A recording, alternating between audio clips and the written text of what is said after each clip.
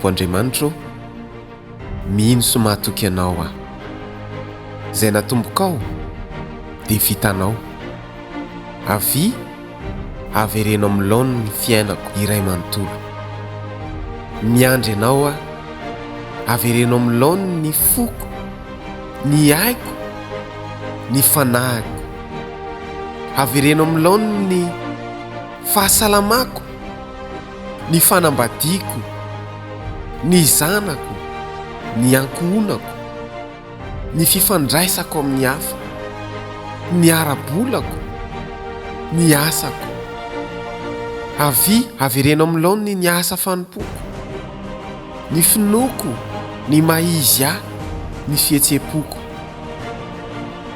Tahaka ny tanimangy eo an-tananao aho, tondray ny fanahinao aho mba ho afaka hijanona ho volavolainao eo an-tananao.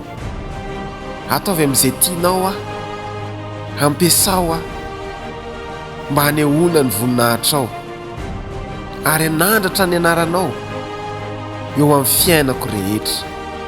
Amen.